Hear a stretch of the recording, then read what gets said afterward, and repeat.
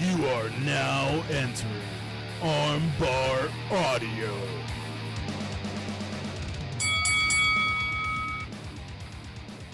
Hello, and welcome to another episode of Armbar Audio.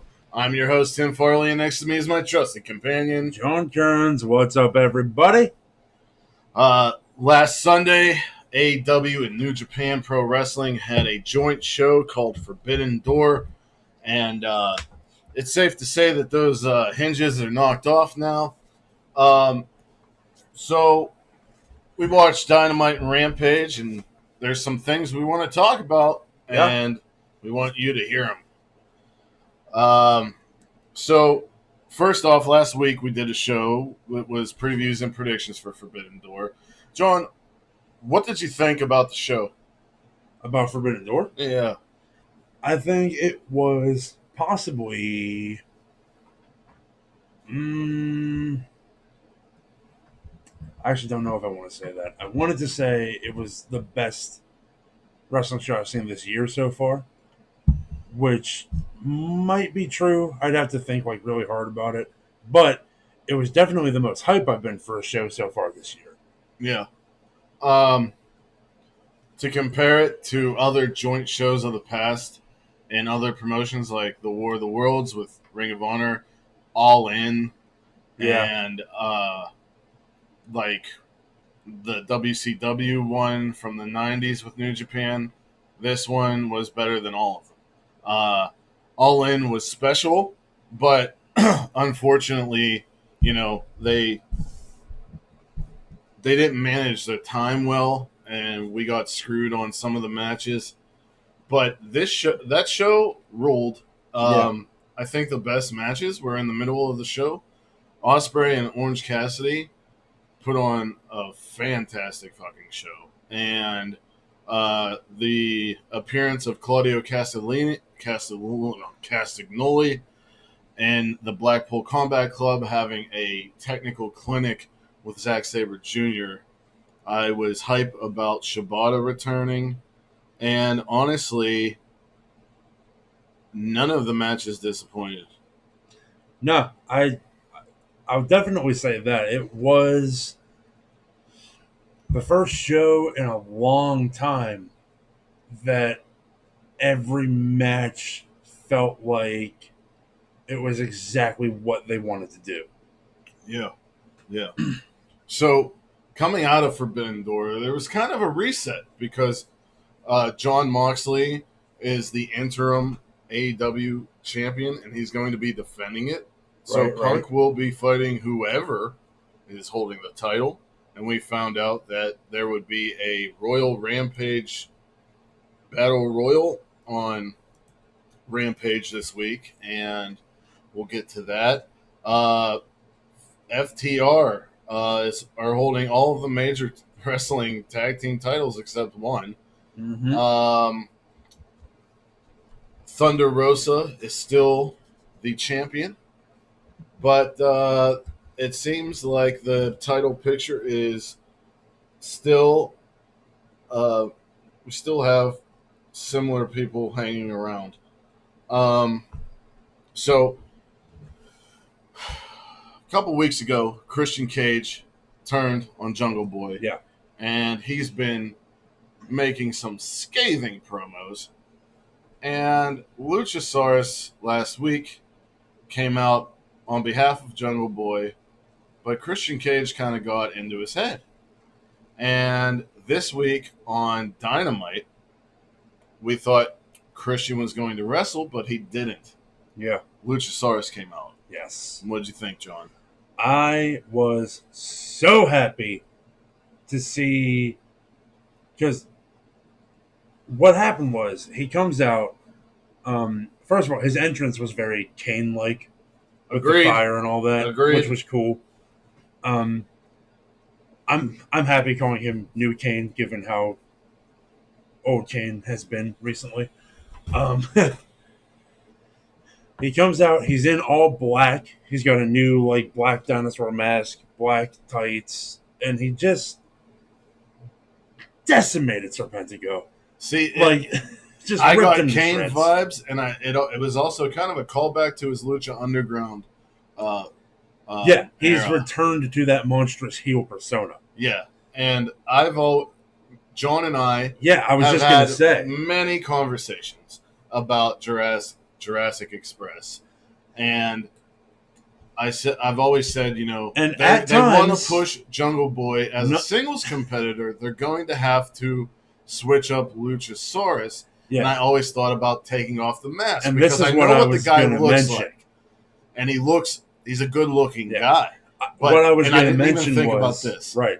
What I was going to mention was at times, not necessarily on camera, but those conversations would get heated Very, because I love the dinosaur persona, right. and I love the connection with the kids that it had. Well, maybe had now because they're probably going to be terrified of him, but that might even make it better. Yeah, and I didn't even. But I didn't. My mind, I didn't even think. Oh, You didn't just think make him about- an evil dinosaur. Yeah, because in your mind that could come off really corny and cartoony, Right. but it I totally mean, didn't. no, it didn't. Because The I presentation was thought, correct. I even thought that at times that if you just made him heel, it would be stupid. Right. But it so wasn't. The presentation was correct. I feel they gave us a compromise where Jungle Boy will absolutely skyrocket as a single star, but Luchasaurus for me also got to keep the dinosaur gimmick. Right. And Luchasaurus, the guy's a really good wrestler, so he's a solid mid-carder. Yeah. And the last thing I want to talk about his finishing move, which was Jungle Boy's move, but with a nerve Yeah. lock. Mm-hmm. Loved it. Loved it. Loved it. So And, Jungle Boy has 2 mountains to climb before Yeah.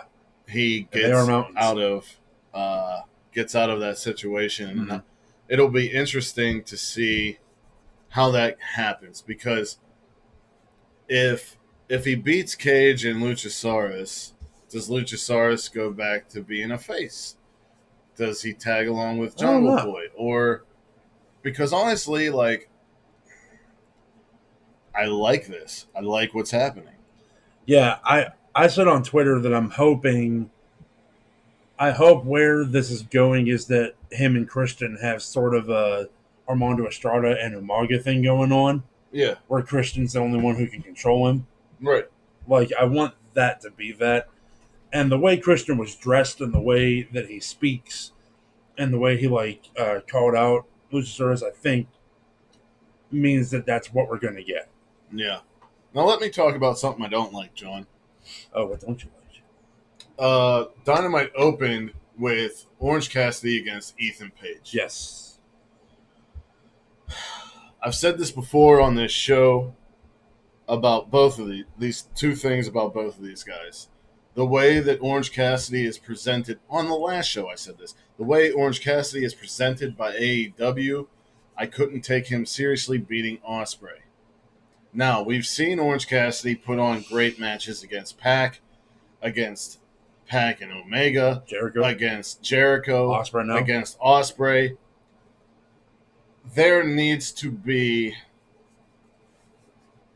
if you are going to capitalize on his popularity, and you need to present him more like this every time. Yeah.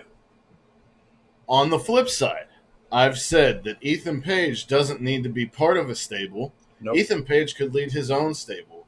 He is a great wrestler. He is a great mic worker. He has the charisma. You make Orange Cassidy lose the big matches, and then whenever he wrestles regular matches on TV, he beats the guy. I expected Ethan Page to lose, but the fact that I expected Ethan Page to lose upsets me. Because Ethan Page, what are you doing with him, Tony? What are you doing with Ethan Page? I agree. Why is he Scorpio Sky's second? That's a great question. Yeah. And if you want me to answer it honestly, I will. Tony came under fire Tony came under fire after the Big Swole thing. And what happened, John? Rampage became a show filled with African Americans. And that's fantastic. I'm happy for that. But if that wouldn't have happened, on Dynamite too. would have Scorpio Sky been that guy? Been the TNT champion? I think eventually he would have, but not as fast. Right. So, and it's not a bad thing at all. It's not that it's a bad thing. It's the TNT title itself might be becoming the bad thing. Unless they put Scorpio in a feud that's not against Sammy Guevara. Well, speaking of Sammy, he's back where he needs to be. That's true. But we'll get there. But the thing is, like, the fact that Orange Cassidy has a pay-per-view match against someone, and I know he's going to lose. But if he's on regular TV, I know he's going to win. Yeah. But then you throw a guy like Ethan Page in there, who is a perennial loser now. And I read reports that, MJF is not the only person on the AEW roster that WWE is interested in. They're interested in Ethan Page. Sure they're interested in Ethan Page can be a star. He looks good. He wrestles. He was a star in Impact. Yeah, but I mean, even then, but that's what I'm saying. He had more potential than Impact even used. Yeah. And right now, I feel like AEW is doing him a disservice, and Orange Cassidy, to be honest. And I watched the match, and I was just like, I know what's going to happen here, so, like, let me pull out my phone and distract myself. Right. So, I wish, and I know you don't like Dan Lambert, and you'd rather him not be there. I don't care. I don't care about Dan Lambert. I'd rather be dead than look at Dan Lambert. I think he does a fine job as what he does. But the fact remains that Ethan Page doesn't need Ethan Page and Scorpio Sky are not the people that need to be with him. Yeah, I don't think so either. Yeah. I think that's where my problem begins with Dan. Right. Because Scorpio Sky was already someone. He was already someone. He was part of the first tag team champions. Part he of was the first tag SCU. teams. SCU is still one of the most over things they've ever had. He had a great match against Cody. I mean, like, he it just don't. And I think Ethan Page and Scorpio Sky as a face tag team would be so much better than what they're doing now. Yeah, or just don't be together. None of it. That whole situation annoys me. Like, when do they even wrestle tag team matches? I don't think they have. I couldn't tell you. Yeah, the last time Ethan Page mattered was whenever he debuted and his feud with Darby. Yeah. Everything else has just been like, you're gonna set this up for someone else, and and it's annoying. It's annoying to me. So Dynamite concluded with the blood and guts match between the Jericho Appreciation Society and the Blackpool Combat Club and Eddie Kingston and Proud and Powerful. And I watched this as it aired. John watched it an hour later because he had to get off work. And I messaged you in the middle of it, and I said, John, you are going to be extremely happy. Yeah. And what do you got to say? You know who wasn't extremely happy? Yeah. Masada. Oh. Did you hear about that? No. Masada is, like, legit pissed that Mox used the skewers. And he's talking about how, like, that's my gimme, blah, blah, blah, blah, blah. And I got on and said, yeah, have you ever once shit on Atticus? Ever? Well, I think Atticus beat him so he could use it. Well, but still, everybody uses skewers. Yeah. Who cares? Are you on AEW? Right. Are you the champion of a major promotion? Get the fuck out of here. He's the champion. Does he even wrestle? He's the champion of one major promotion and the interim champion of the other major promotion. Yeah. Yeah. 2 world titles, and Masara's like, "Yo, but those are mine." So my buddy was in attendance anyway, yeah. for Dynamite and Rampage. He said Buddy. this match ruled.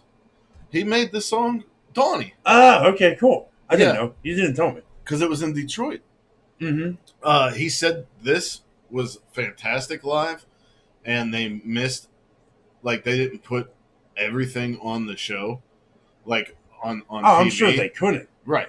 There's so much happening. And I asked him, is Santana legit hurt? Because at the end, I think when they were all standing together, Santana did not climb. No, I don't. And that really, he blew his knee out. that's upsetting sure. because Santana has been, wrestling singles matches on the indies and stuff like that, and he has great potential. But this match fucking ruled. Yeah, what did you think about the finish?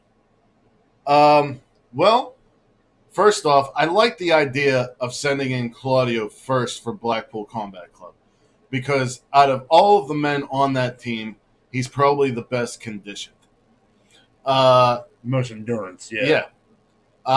As I was watching it, I really liked his interactions with Sammy and his interactions with Jake and with Daniel Garcia.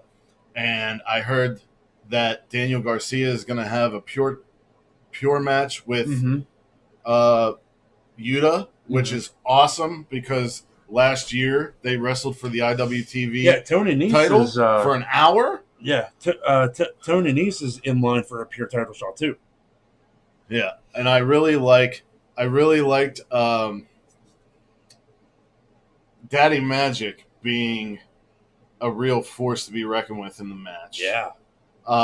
Total surprise. Loved when Claudio and Eddie were pulling apart the ring to expose the boards. There were some brutal spots in this match, but there was also like really good wrestling as well. There was good funny shit too. Like I loved Eddie Kingston's entrance into the cage with the like casual sticks. And then just went to Jericho, just pop, pop, pop, pop. And then the rubbing alcohol spot. But speaking of the finish, the Claudio and Eddie thing. Where's it going? I don't care where it goes. I don't want it to go anywhere. Really? I honestly, before the match, when they were getting ready, Kingston fist bumped Claude. Yeah. And like they were on good terms. And then after the end happened, which Claudio tapped out Daddy Magic. I think so. In a sharpshooter on top of the cage while Jericho was in the stretch plume by Eddie. And Eddie was upset that he didn't get Jericho to tap, all the pride bullshit. And afterwards, before Moxley even got up there, Claudio and Eddie seemed fine. Yeah. And commentary just kept saying that they had issues with each other. And I'm like, is Excalibur and Tony and JR watching what I'm watching? Right. Because it doesn't look like they have problems. And then they all raised hands and everything. I thought it was great. I mean, at the end of Forbidden Door, not at the end. At the end of the match at Forbidden Door, Eddie was talking to Mox and was like, "Are you fucking kidding me?" And then looked at Claudio and said, "Fuck you," and walked off. But now here, they're fist bumping and hugging. Right. Don't you think something should happen on TV? Well, Claudio kept going over to him and seeing if he was fine. And Eddie was like, yeah. But it just, that whole thing is weird to me. I wish that they would actually have a feud. I want that to happen. It doesn't have to be now. It could be next year. But, like... Let's say Claudio gets some wins under his belt. Is Eddie Kingston the guy... Hold on. I got an idea. Is Eddie Kingston the guy that buries hatchets quietly? No. Exactly. Here's the thing. Everything seems hunky-dory between them, right? Claudio gets some big wins under his belt, starts gaining momentum. Maybe he goes after the All-Atlantic. Maybe he goes after TNT. Maybe maybe he and Yuta go after the tag belts. I could see that. And just whenever they're about to like do something like that, Eddie comes out on the mic and goes, no, you stole my fucking thunder, blah, blah, blah, blah, blah. And then, like, if it's the tag team scenario and Santana's out, it's Eddie and Ortiz. Yeah. Or if it's a singles thing, it's Eddie and Claude, EO. Maybe something Claude, like EO. maybe something like that. But I really like that. Speaking of Claudio, I love his presentation. I love his gear. Like, his gear. That theme is cool, too. His gear is perfect for him. Yeah. No long tights, no short guys, just like long, short tights, and it works. Yeah. And like everybody is so excited. The theme song is cool. The thing that AEW has to do is try to keep Sometimes AEW does not capitalize on the excitement and momentum of someone coming in. They don't strike when the iron's hot. Like Keith Lee and Swerve. Mm-hmm. Keith Lee and Swerve, especially Keith Lee. Mm-hmm. Keith Lee came to a massive applause. Yeah. A hero's welcome. Exactly. And now he's been in a month, 2-month, 3-month feud with Hobbs and Starks that literally has not gone anywhere. And now there's like a rift between him and Swerve, which no one really understands. Or is there? Exactly. That's what I said. I don't understand. But they did put them in separate rings at the Royal Rampage. Yeah. When the other tag teams were in the same ring. And I think they had an interaction where they looked at each other and Swerve was like, so like, but still, like, move it along. Move it along. Like, don't abandon it, but pick up the pace. Right. And that's the thing, right? Like, a lot of people say, like, the roster's too big. And, that might be, it might be true. But the problem is, and I know this because I've watched it recently. Yeah. AEW Dark and Elevation need to be more than what they are. Yeah. Okay, so Yuta was wrestling Nice and defending his pure championship. Well, okay, tell me. Has that happened already? Yeah, tell me what else on that show wasn't a 2-minute squash match. Yeah. You could be using these shows for your lower mid-carders and your mid-carders and have Rampage be something. But you got, like, as much as I love to see the graphics that, somebody we love on the indies is getting a shot on AEW's YouTube channel. You know that it's going to be 2 to 5 minutes long. And that they're going to lose. Exactly. Yeah. So, like, although Willow Nightingale, however, did recently pick up a big victory.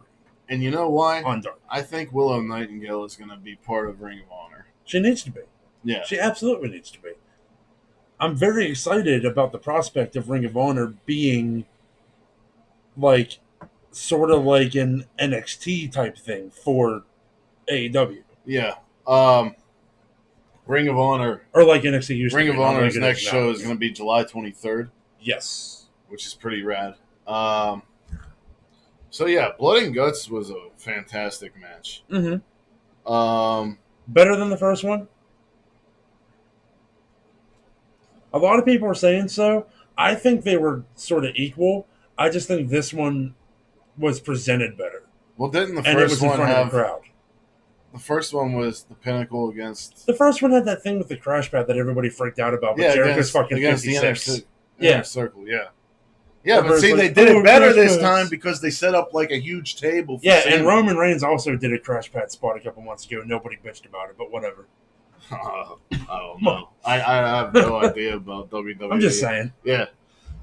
So let's move on from that. Better? Yeah.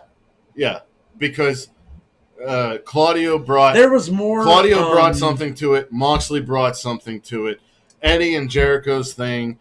And we got to see Yuta and Garcia and Sammy and I think Jericho and Sammy and Jake mesh better with 2.0 than they did with Santana and Ortiz. Mm-hmm.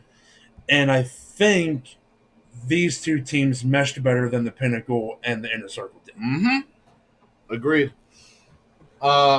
So Rampage, we got to see the ROH champion Jonathan Gresham say that next week he and Lee Moriarty are going to be taking on the Gates of Agony. Yeah, the Tower of Agony. I don't know. Tully Blanchard. Gates of Agony. Tully Blanchard Enterprises. Yeah. His two guys that aren't Brian Cage. Moses. No, not Moses. It's Khan.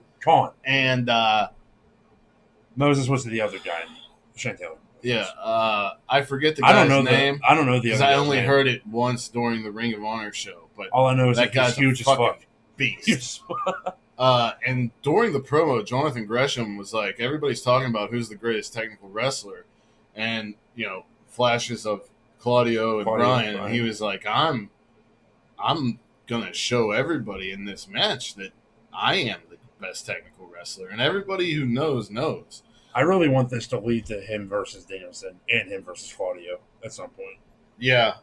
With the addition of Claudio, there's a lot of things that can happen. A lot of moving parts.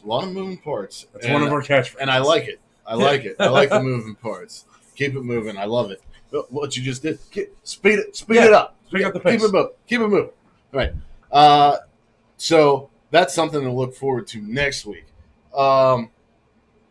So as we were talking about the women's title, okay, Toni Storm got that title shot because she's won most of her matches and because she helped out Thunder Rosa against a beatdown from Nyla and Marina. We had a really good match between Toni Storm and Nyla Rose on Rampage. Yeah. And Marina and Nyla tried to do the same thing to Toni, and Thunder Rosa comes out and makes a save for Toni. Next week, we are on Rampage or Dynamite. We are going to have a tag team match between them. So, and we know Thunder is going away soon. I guess she's going to take the title with her. So, kind of wish they would have put it on Toni. So, are they going to incorporate somebody else to help Toni out, or are they going to squash the shit out of Marina and Nyla, and the entire focus is going to shift to the TBS Championship for a while? I would not give a shit at all if they squashed Nyla and Marina. It would make me sad that Nyla would be involved, but I don't care if they squash Marina in any way. Why? I don't care about her at all. I'm going to be honest with you. Aside from a match with Jade Cargill, I haven't seen any. Yeah. And if you've seen that match, you've seen all of them. Then she's fine. I mean, she's fine, but, like, why do I care? So much like her husband. Yeah. Yeah. Yeah. So, but that's just me. I'm not going to speak for everybody else. Women's situation in AEW, I have a feeling still pretty lacking. In July through August, Jade and the TBS title and Athena, Chris Statlander, that's going to be your main marquee thing. And that's fine for me. Rosa's going to be going, and who knows? I don't know. Now, this goes back to another thing. Them to put the title on Toni at Forbidden Door. So did I. Yeah. And not because I don't like Thunder Rosa, but just because it makes sense for. But then again, in the media scrum, Rosa said she's going to be a traveling champion, and she wants women from all promotions if she's going to defend it while she's gone, that's fine. Yeah. But that's another here. Perfect segue, John. Yep. Perfect segue. If these AEW title matches are going to happen, we need a way to watch them. So, these partnerships. We see the partnership with New Japan and everything that happens with New Japan and AEW, it goes on to New Japan World. If we're going to see if Thunder Rosa is going to defend that title in Tokyo Joshi Pro, AEW doesn't have a place to put that except maybe YouTube, but right. that's free. That's free, and everybody complains about it. So, and now we have the first defense of the All Atlantic title.